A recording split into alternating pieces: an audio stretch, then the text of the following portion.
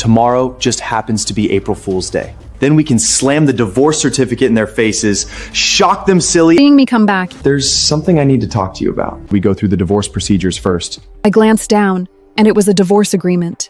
I took the pen, flipped to the last page, and signed my name neatly and swiftly. He took the agreement to the study to make a call. She signed it. Scarlett is the easiest to fool. You've come at the perfect time, and picked up the divorce agreement.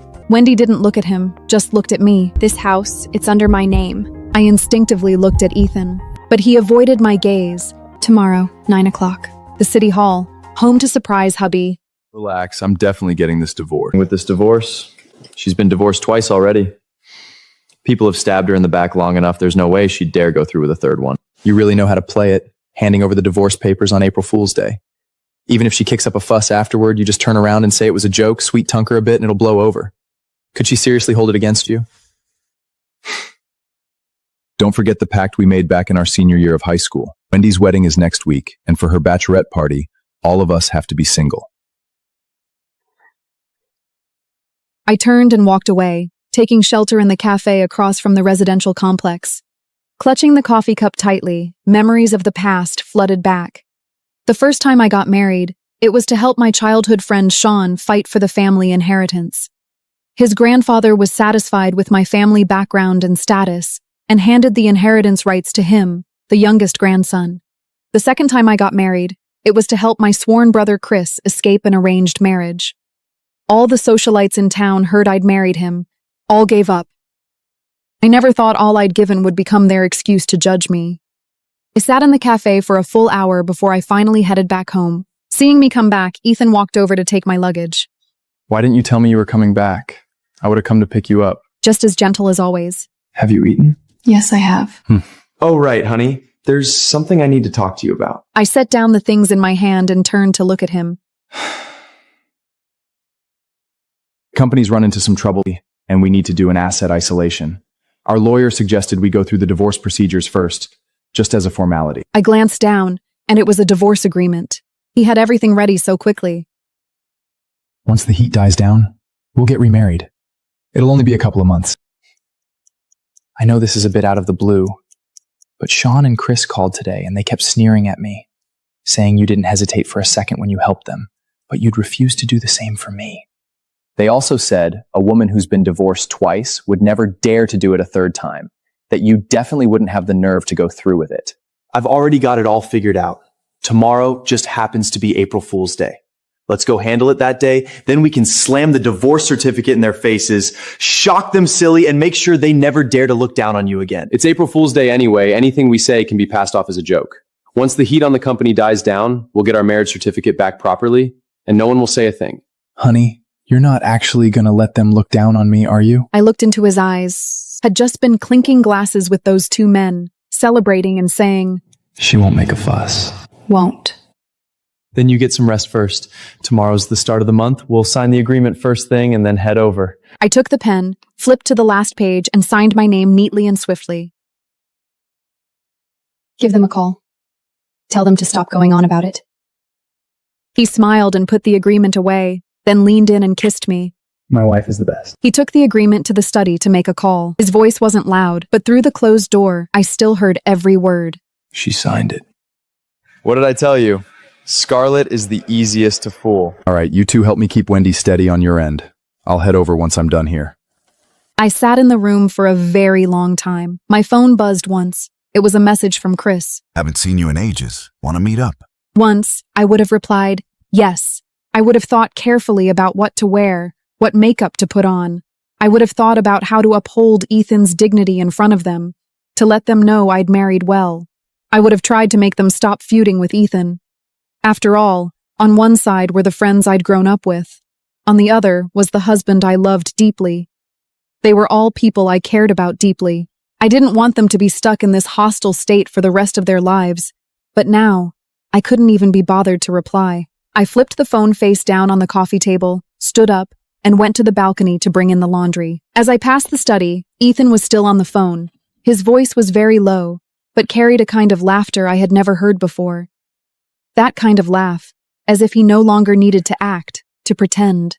It suddenly hit me that in all the time we'd been together, he'd never spoken to me like that. The wind was strong on the balcony. I took the clothes off the hangers one by one, folded them neatly, and put them in the laundry basket. When I'd put away the last piece, my phone lit up again.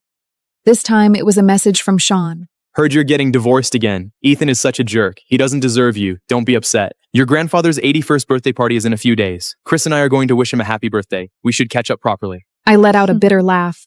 What beautiful words, as if he wasn't one of the three in that living room that day. Big deal out of it?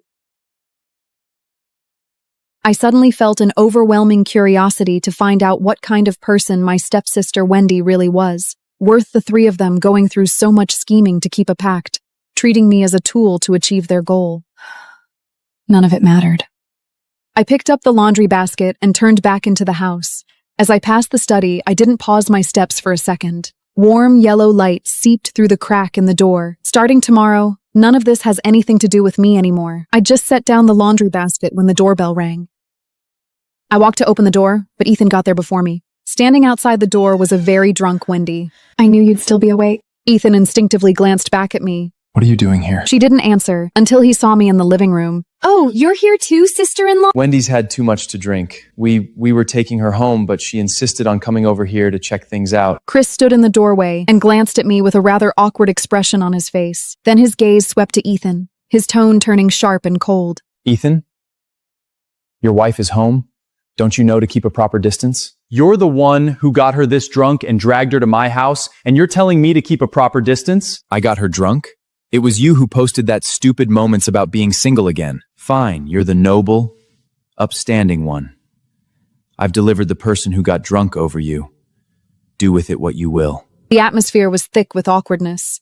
All right, stop fighting. Wen just wanted to stop by on her way. I stood in the living room watching them. Their coordination was flawless. If I hadn't heard them clinking glasses and plotting together with my own ears, I would have truly believed they hated each other's guts. For the longest time, I'd thought the bond between Sean, Chris, and me was unbreakable, impenetrable. I had even married both of them. My parents had passed away when I was young, and my grandfather was always busy with work. It was the two of them who filled my entire childhood and adolescence. When I was upset as a kid, Sean was always there to comfort me. Chris had even taken a knife from a mugger to protect me. To me, they were closer than family, but when did it start that the three of us, the best of friends, turned into this? It was probably the year my father remarried, and my stepmother moved into our house with Wendy. I'd just started high school back then, and Wendy was a year younger than me. At first, I didn't resent this new stepsister at all. I even wanted to get along with her well. But little by little, she started to take everything from me, intentionally or not. The attention of my friends, the affection of my elders, and in the end, even the people I liked were drawn to her one by one. I withdrew my gaze and looked at them no more. Some cracks didn't just appear today. It's just that today I was finally willing to see them. You've come at the perfect time. There's something I'd like you all to witness in person. I walked to the coffee table and picked up the divorce agreement. 2 copies. I've already signed. Since everyone's here, why not take a good look in person? Ethan reacted quickly. I was voluntarily bringing up the divorce in front of Sean and Chris. I was proving to them just how far I could go for him. Scarlett, we can discuss this privately. There's no need to... Since sister-in-law has already brought it out, then may I ask one question? When are you moving out? The living room fell silent for a moment. Ethan frowned slightly. Wendy didn't look at him, just looked at me, her expression innocent. This house, it's under my name. You can't just keep living here forever, can you? I froze. The house. Under her name. I instinctively looked at Ethan, but he avoided my gaze.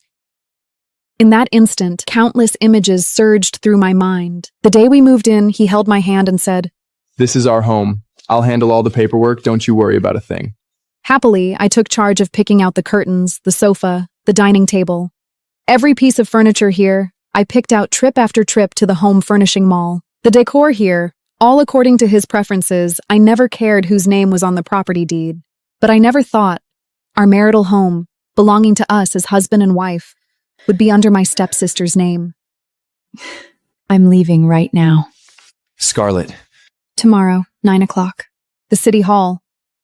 I didn't look back. I pulled my suitcase to the door, changed my shoes, opened the door. I could still hear the sounds coming from inside.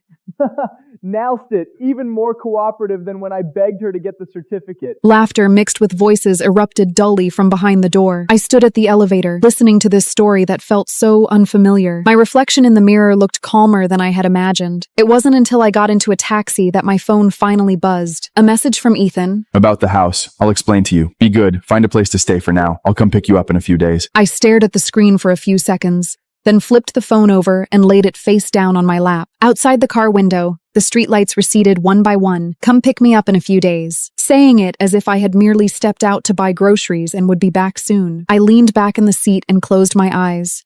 No need, Ethan. No need for you to come pick me up.